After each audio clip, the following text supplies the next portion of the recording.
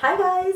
So this video is a chit chat get ready with me video, but I'm going to be telling you about my birth experience in this video while I'm getting ready. So I thought, because it's quite a long story and I didn't want to just sit here and just speak about it, I thought, okay, I'll do my makeup while I'm talking about it. So that's what I did.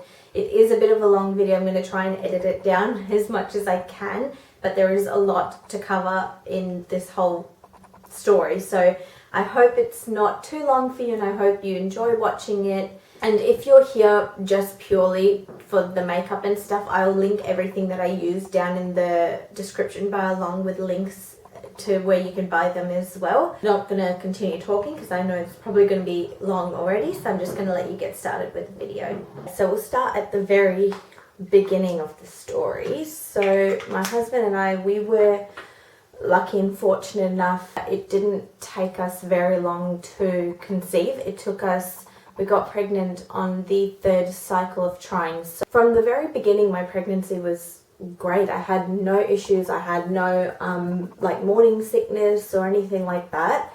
I did have like a little bit of nausea about, I'd say, week 6 or 7, but I didn't throw up one time. I just got some anti-nausea pills from the doctor and I took that whenever I felt nauseous, and that was it. That lasted for maybe 2 to 3 weeks and it wasn't even that bad. I did feel really tired. Like I would fall asleep in the middle of the day if I was sitting on the couch, which is not like me. I have to be deathly ill or extremely tired to do that, and that was probably about it for the first trimester, and then 2nd and 3rd trimester was great. I loved being pregnant. It helped my skin a lot because I'm someone that had acne all through my teenage years, and I still like get a few little spots here and there, but my skin for some reason loved pregnancy. It was just glowing, it was spot free, I had no scars, it was great. So everything that could go right in my pregnancy did. I enjoyed it so much, and feeling your baby move, and like I used to tickle my belly when I'd feel him kick and he would like kick back sort of thing, and oh, it was the sweetest thing. I loved being pregnant. So I was actually due on March 17th. I was due, and I finished work. I worked right up until I was towards the end. I think I took time off the last like 3 weeks, I think, of my pregnancy, because I just thought, you know what, I wanted some time to just do nothing and enjoy being pregnant those last few weeks.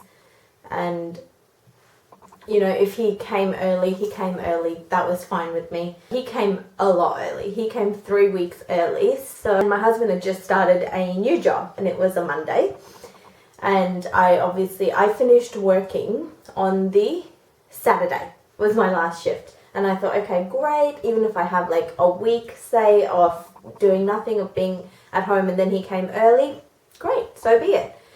Then it was Monday, and okay, this is going to be a little bit TMI, but I think it was while I was at work on Saturday, because I work at a doctor's practice and they're all like, you know, like we're all close there, so we feel comfortable sharing certain things. And if this is disgusting, I'm sorry, but just a warning, I'm going to talk about something TMI for women that are pregnant that happens over there. And I think I lost my mucus plug while I was at work on that Saturday, because I saw something when I went to the toilet, took a picture of it, showed it to the doctor, and that's what they told me. They go, oh, you might be having this baby a lot sooner than you think. And I was like, okay, great. Anyway, it's my last day of work. Beautiful. I can just relax for a few days, and then if he comes, he comes. Anyway, I went home, enjoyed my Saturday, enjoyed my Sunday. On Monday, so my husband went to work, came back home in the evening, we had dinner and everything as usual, went to bed, and while I laid in bed, I felt sort of like my lower back felt like a pain. Like, you know, when you have, as women need to understand this, when you have period pains and you have that lower back ache, that's what I had, and it was just this nagging feeling where I couldn't even sleep.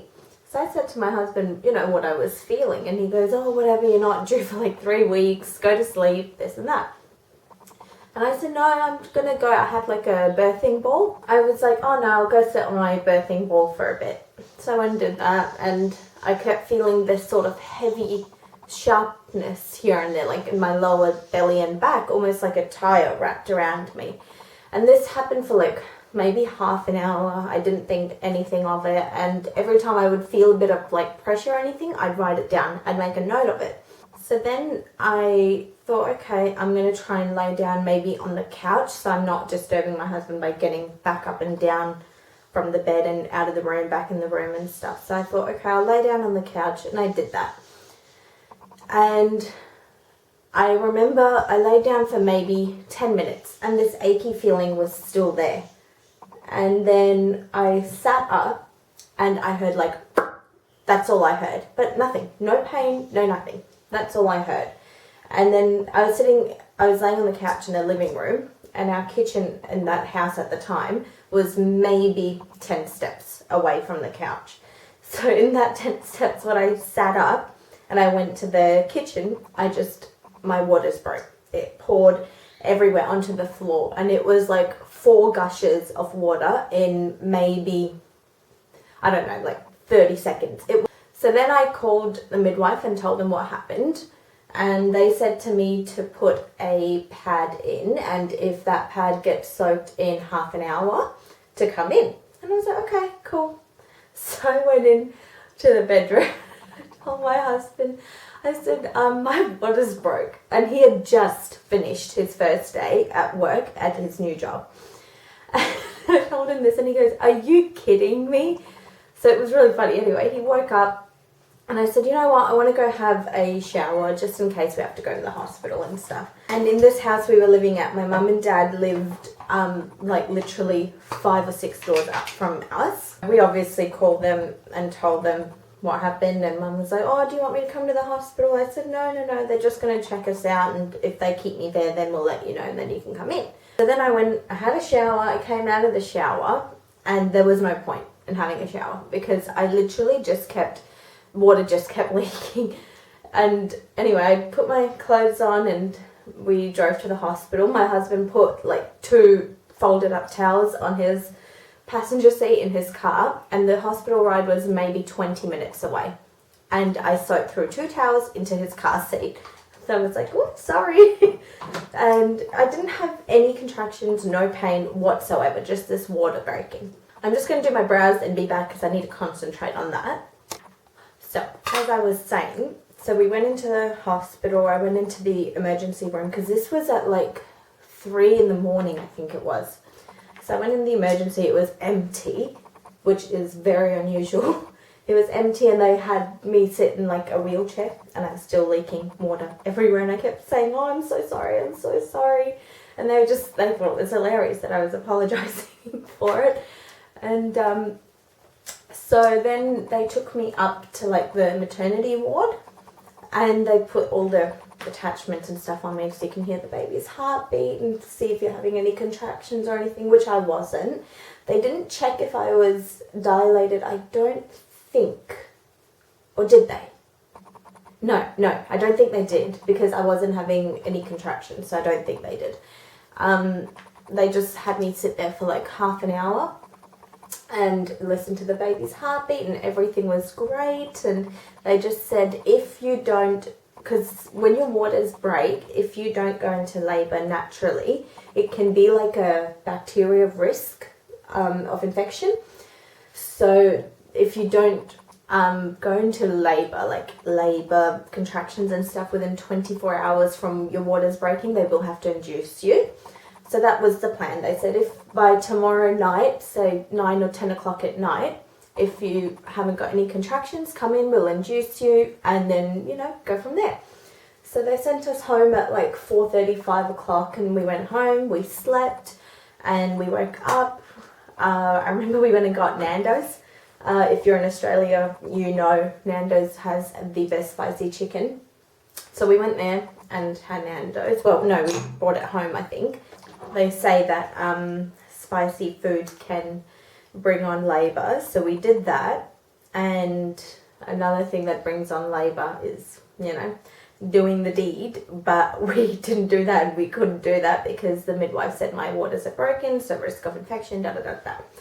Anyway, so we went through the day as normal. I went to my mum's house and we just sat around and talked, and my mum was working that evening. I keep mentioning my mum as well because she was also my birth partner along with my husband, so she was going to be in the room when I gave birth. So my mum had to work that evening and she was finishing at I think 8:30 or 9, so she was just going to come with us to the hospital because I had to go back there to be induced. I thought that was the plan. So around, say, I think it must have been about 5:30, 6 o'clock that evening, my dad and my little sister, who's 15 years younger than me, I think she's going to be in the next video, she really wanted to be part of it. So I said, okay, we'll film a video next week so you'll get to meet her then.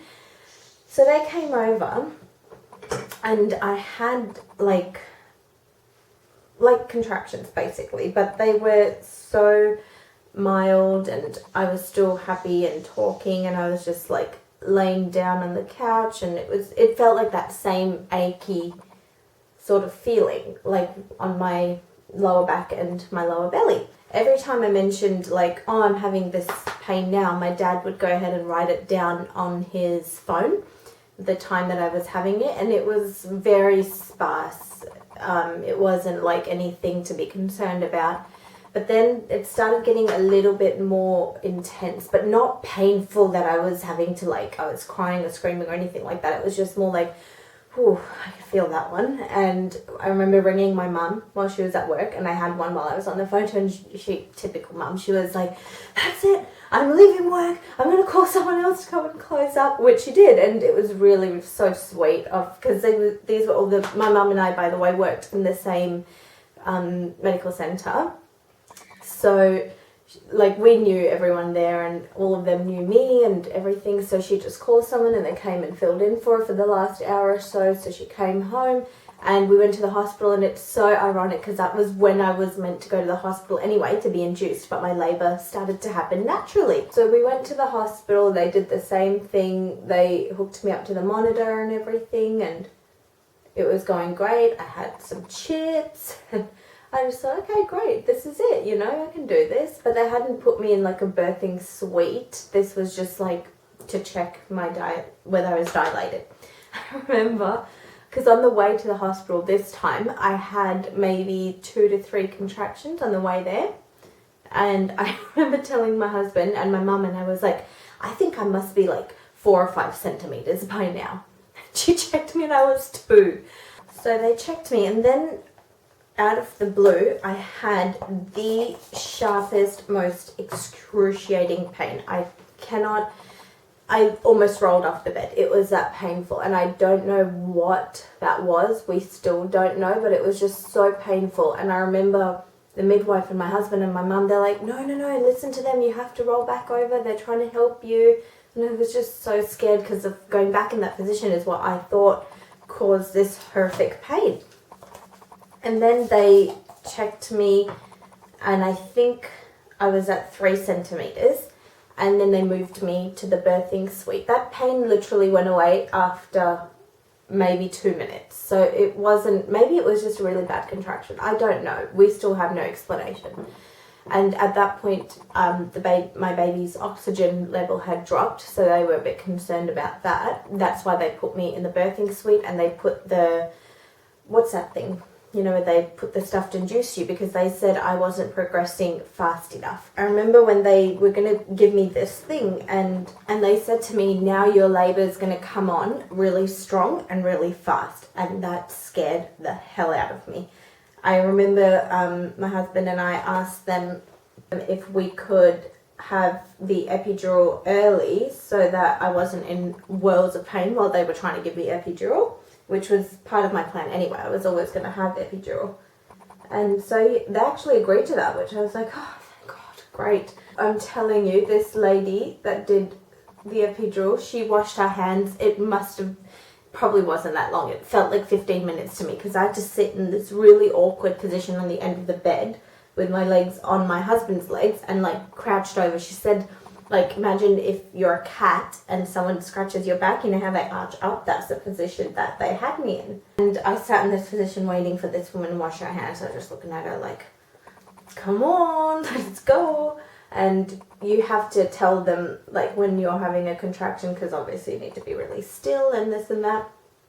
And I think I only had 1 or 2 while she was doing this. And for some reason, I was not at all afraid of the epidural. I'm not scared of needles and stuff anyway. So I was just like, cool, after this, it'll be a breeze and moving on.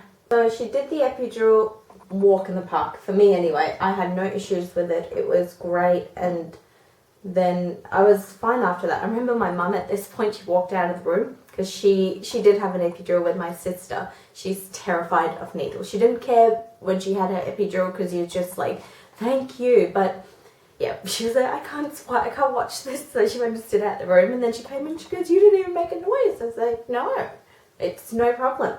So my mum came back in, and this was the slowest process ever. I was so slowly progressing, and they weren't concerned about it or anything because, you know, I was fine. I even had naps. It was great. After the epidural, I was like, oh, great, walk in the park. But I couldn't eat or anything like that. So I just slept because that was the only way to get through the time. So nothing really changed until the morning. So this would be Wednesday morning? Tuesday, Wednesday morning. I can't really remember. It was Tuesday or Wednesday morning. And I think I was at 6 or 7 centimeters. So this was like from when we went in that night, the whole night. This was at maybe 9 or 10 in the morning, and I was only 6 or 7 centimeters.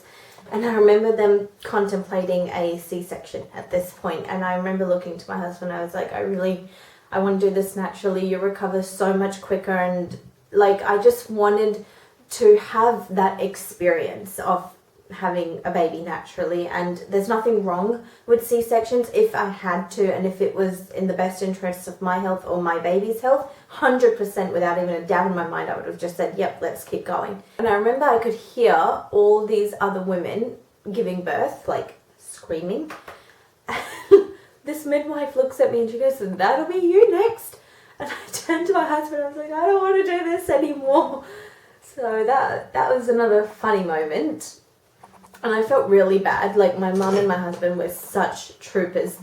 My husband slept on the floor and on a chair next to me, and they had like a little couch. My husband couldn't fit on it. He's 6'3", so my mum slept on that, and I couldn't have done this without the two of them. They were the best support system I could have had. They came in and checked me. It must have been around midday at this point.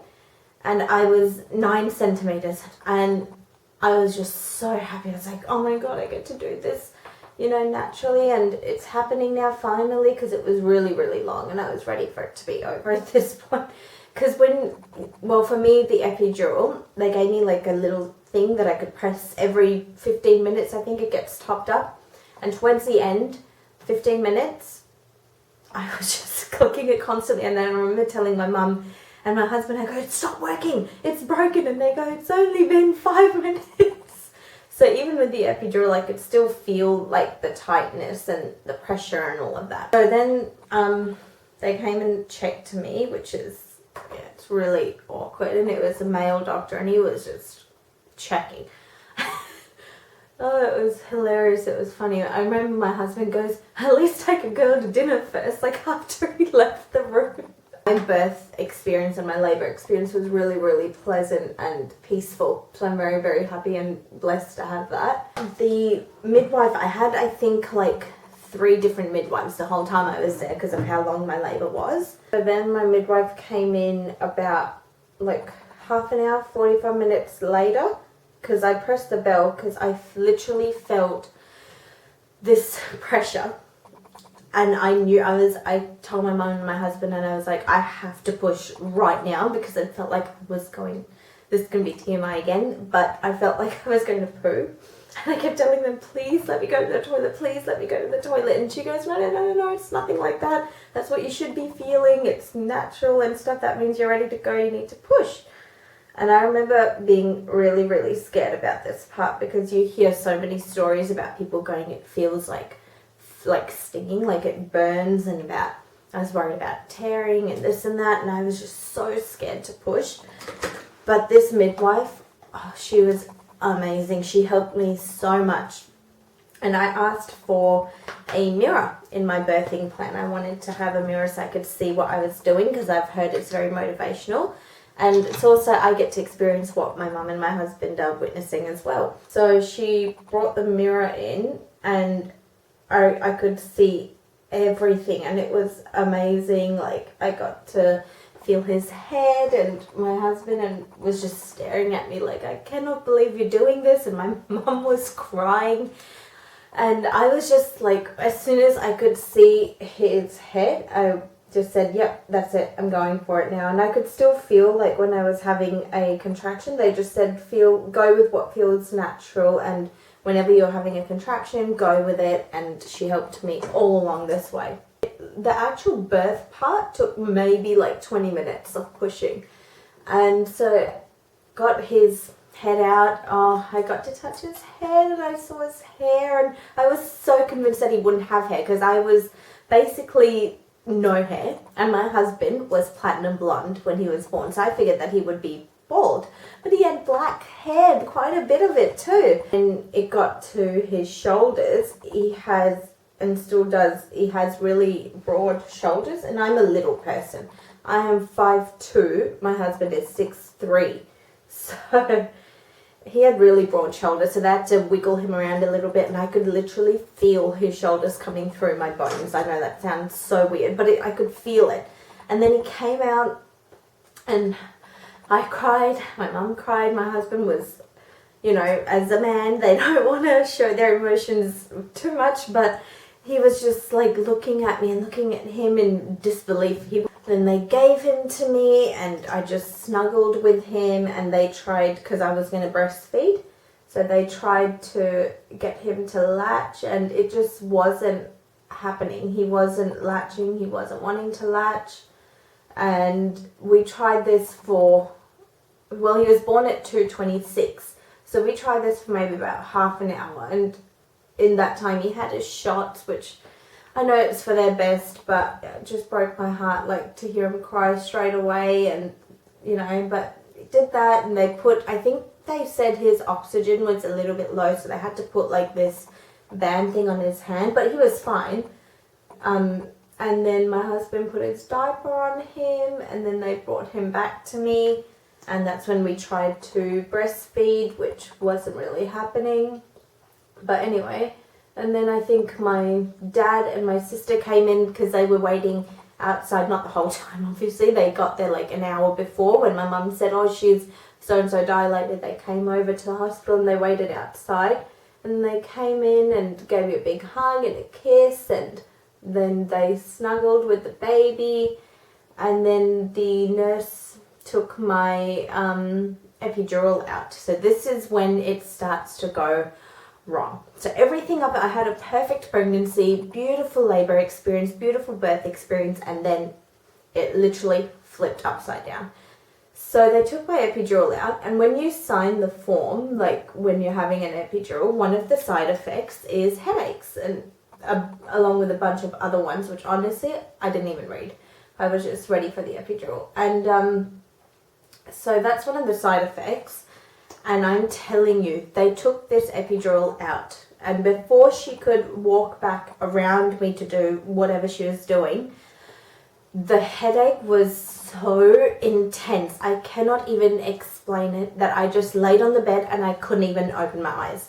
Could not open my eyes, and it was so painful. I couldn't speak. It was just like thumping. I could hear like whoosh, whoosh, like gushing noises in my head, and that's all what I told them. And then the midwife went and got a doctor, apparently. This is what I'm told by my husband, my dad, and my sister and my mum after. I didn't know what was going on at the time. Thinking it was a neurologist that came to see me, and he was trying to stick this light in my eyes. I know he's doing the right thing, it's his job, but I was just so tired. I was in so much pain. and I was just not having it. And he's trying to stick this light in my eye with a banging headache. Well, later on, my mum and stuff told me that they were concerned about having a, what was it, a brain something about damaging my brain with this thing. And they were so scared. And then they gave me, I think, some painkillers, tramadol and some other painkillers. And within an hour, I felt fine. I was fine enough. I was hungry, so they brought me some food. And my husband was feeding me. And I couldn't even eat. As hungry as I was, I ate and I threw up straight after. Not worried, but they were just like, oh, you know, you've had painkillers and all this and that. So they were fine with it, and they moved me to my ward. Now, my mum and my husband couldn't stay with me, so it was just me and my little baby, and I was just so happy just to be with him and snuggle with him. I moved to the ward, I think, at 8 o'clock. So I was in the birthing suite for a while, and I remember I took a shower. My husband had to help me, because that's another thing. I was in the shower and I remember feeling like absolute crap. I cannot even explain what I was feeling, but I just felt not right. I had to like hold onto the wall because I thought I was going to collapse. That's how I felt.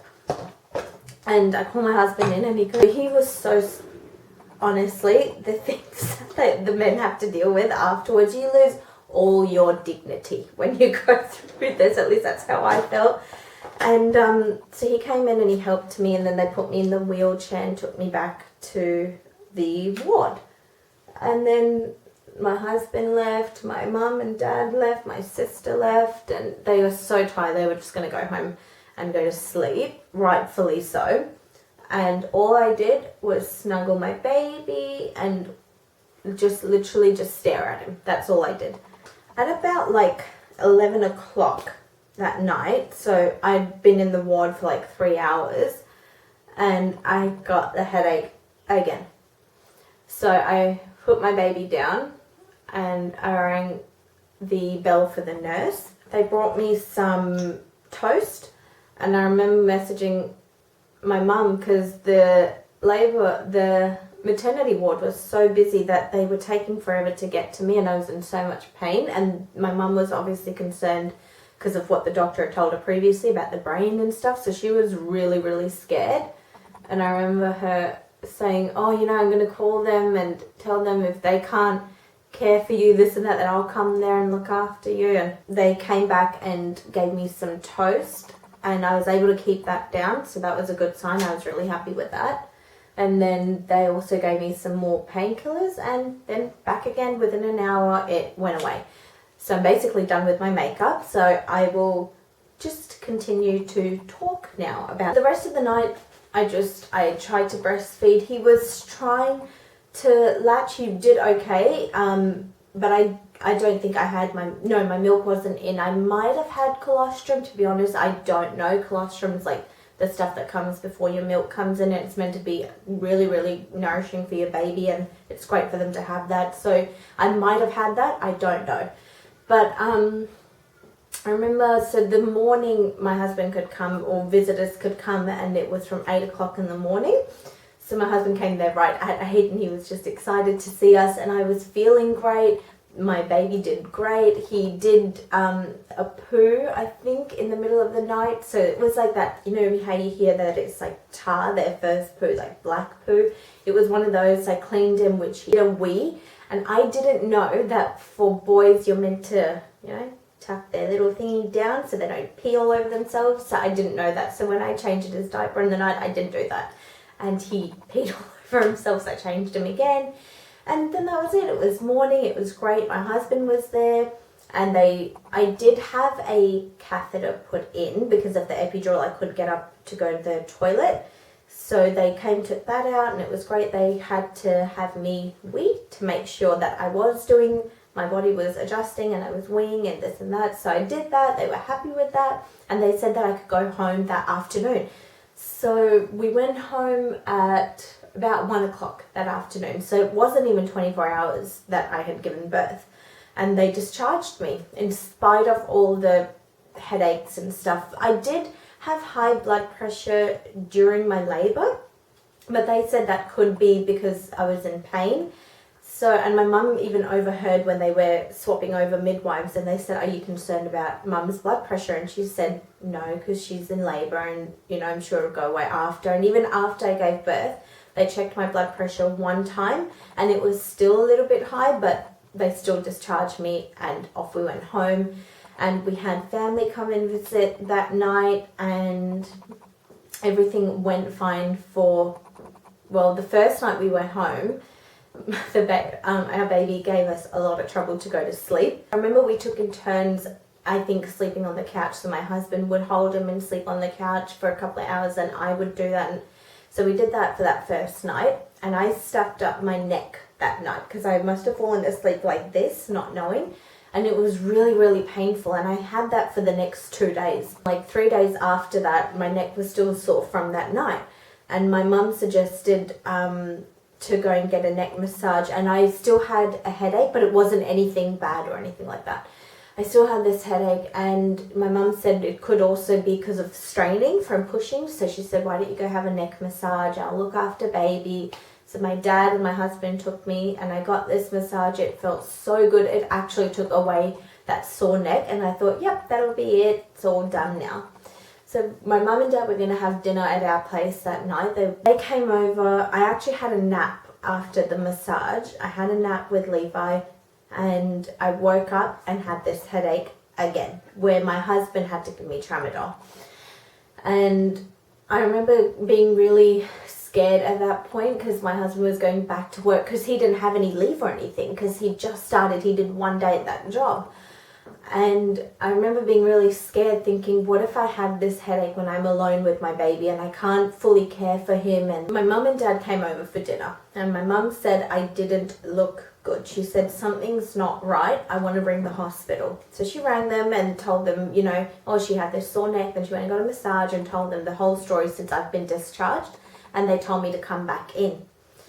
So my mum, my baby, my husband and I went back to the hospital, and they checked my blood pressure, which was still high, and they took me straight away into the wards or whatever.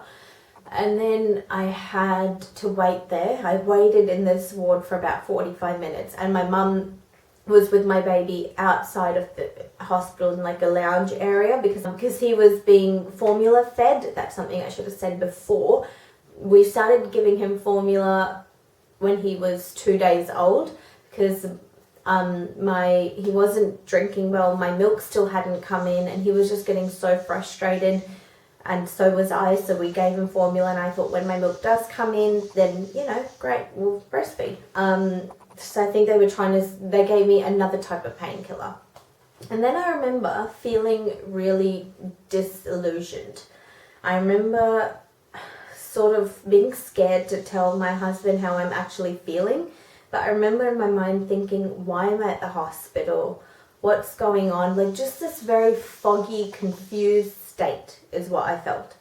And then they asked me to do a urine sample. So I had to get off the bed and go to the toilet. And I remember in the toilet, this is a little bit TMI, but I had to, when I was wiping and I had to put the tissue in the flush, I was dropping the tissue on the floor and in that confused state wondering, why isn't it going in the flush? I'm putting it in the flush. Anyway, when I was walking back from the toilet, my right leg started to feel like it was dragging a little bit. And I said that to my husband. So he's as you do, you Google all these things and it tells you you're going to die and you start freaking out. So anyway, he Googled it, and this nurse came and saw me. And he said the symptoms that I was feeling, that he Googled it, and it said about postpartum eclampsia. And she goes, "Oh no, that's so rare, and she's had the baby. Normally if you have preeclampsia, when you deliver the baby, that's your cure. It goes away and it's fine." So because I'd already had the baby, and she was like, "Oh, it's so rare, it's nothing like that." And she just, shrugged it off. And then another doctor came and saw me. I think this was a cardiologist that they called from another hospital. And he came in and checked my blood pressure. And oh my god, at this point I think my mum and my baby had come in because they were shutting the lounge area, so they came and sat in the ward with us. Not like a ward, it was like a little cubicle thing in the emergency room. So mum and my baby were sitting like over there, and my husband was sitting right next to them. I was laying on the bed and my headache still hadn't gone, and my right leg was numb, like cannot feel it at all. This new cardiologist took my blood pressure, and I think it was 200 and something on 110, which my normal blood pressure even during my pregnancy was about 120, 130 over 70. That was always my range. And so when he saw this, he was white as a ghost. He was freaking out. He started bringing all these people, and suddenly in seconds, I don't know, like 5 doctors or nurses or whatever were right there in the room. And he kept asking them to give me magnesium through an IV. And they were saying, oh, but we needed to sign so-and-so paperwork. And he was like, no, you need to give me this right now because she's going to have a stroke in front of us. And I bawled my eyes out. And I remember looking at my mum and my baby, and just mum was crying and I was screaming. I just remember saying, please help me, please help me. My baby's so little, I don't want anything to happen to me, and just begging them literally to fix me. And I remember looking up at my husband, and he was just so calm, and he just said, it's okay, calm down, they're here to help you. And he was so calm, which is what I needed in that moment. And he told me, obviously, when I got in the car, bawled his eyes out, absolutely crying with my mum. And then they gave me this magnesium, they put the mask on me, gave me this magnesium, and it felt like fire. My whole body and my eyeballs and everything, I just kept telling them, I'm on fire, because they normally administer that in over a 24-hour period. But they gave me like a bag full of it, 10 minutes. So this whole thing, my body was on fire. That's what it felt like. And then they told me, this other doctor came up and said, oh, you're going to have to spend the night in ICU. That's when I lost it again, because all I wanted to do was go home and be with my baby. And so they took me up to ICU, and my husband had to take my mum and my baby back home. So mum was going to look after him until I was okay. And they took me up to ICU. They gave me the cannula, I think it's called, so they can monitor your blood pressure without having to put the thing on your arm all the time. So they did that, and it was horrible. There was blood spurting everywhere. They numbed me, obviously, so I didn't feel it. And then at this point, my husband came back after dropping my mum and baby off, and then slowly over the next few hours, my leg, the feeling in my right leg started to come back, and I remember being so happy about that. And then I was in ICU for a day and a bit, maybe almost 2 days. Mum was allowed to bring my baby to come and see me for a bit, because I don't want him in this environment, obviously, because even though it is clean, it's just their immune system hasn't quite worked. He was only 3 or 4 days old, so they would let him come in for maybe half an hour, and that was only, I think, in that first day of being in ICU, I saw him one time. And they came in and I just cried, and they kept telling me to calm down because my blood pressure was going up. And so then my mum, they did that, and then I remember that night this was the magnesium they administered to me from the time they did it until the time I left ICU, which was almost 2 days. And on day 4, which is when I was in ICU, day 4 after giving birth, is when my milk came in. And it was so painful. And obviously my baby wasn't with me, he was with my mum being bottle fed, which was in a way a relief that at least he was taking the bottle. And I remember them saying to me, oh, we can get you to pump, so when you're okay, your baby can have it, or do you want to suppress it? And I discussed this with my husband, and we decided to not breastfeed because I honestly didn't know what was going to happen to me. I didn't know if I was going to make it. I didn't know what was going to happen, and I just wasn't prepared for that decision at that time. So we said, no, he's doing fine on the bottle, because I think breast milk tastes a lot sweeter than bottle milk, than formula. So I thought, what if he takes breast milk and then doesn't drink the bottle and I'm still in hospital not with him? What am I going to do? So I just figured, no, I'm going to leave him on formula. He's happy with that. So I chose to suppress my breast milk, which is why I still to this day have not breastfed him. He's always been bottle fed. Well, now he only has it like a couple of bottles a day. And then I think after ICU for almost 2 days, they put me in a normal ward. And that's when my baby was allowed to be back with me. So they brought him with me and I spent the night with him back in the ward, and then I got discharged the next day after that. So then I went back home and I could see my GP, which, you know, I worked with them anyway, so it would fit me in whenever I needed to check my blood pressure. And I was on this blood pressure medication called labetalol.